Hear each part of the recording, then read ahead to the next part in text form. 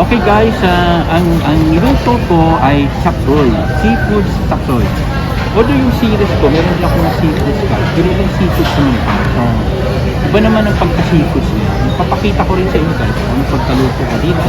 Kasi gagawin natin guys, kung papadala kayo ng guys, damit, sapatos, whatever guys, sa this Christmas, magbibigay kayo ng cash, pwede ko guys, ibigay yun ng cash, or pwede ko lutuin, diba?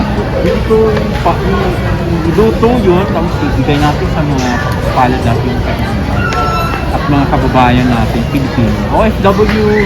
So anyway, those who are in other countries like US, Europe, anywhere in the world, Asia, if you want to help Filipino people in our country that are suffering, you can just comment and I will answer you.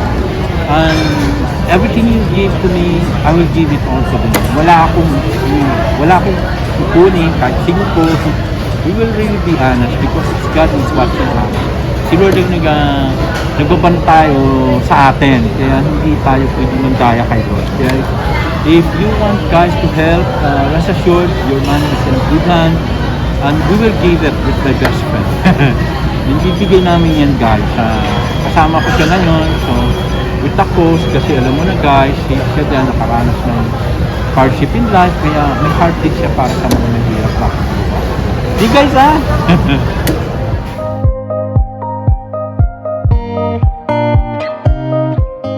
Hello guys, nandito kami sa Plaza San Lorenzo Ruiz.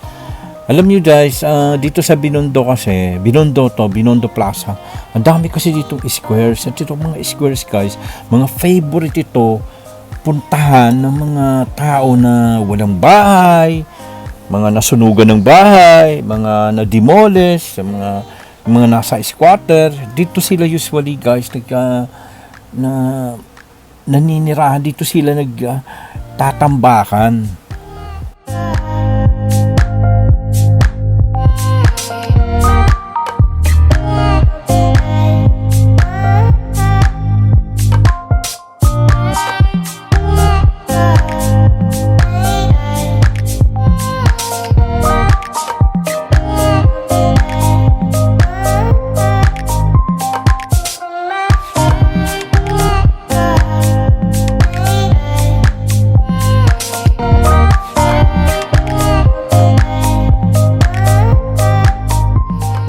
Plan sana namin guys na dito magbigay.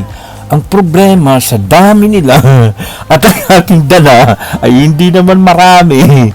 Pagkakaguluhan, ma-overcrowd kami, mawawala yung social distancing, baka ma-COVID pa kami. So we are looking for really people na pwede namin malapitan.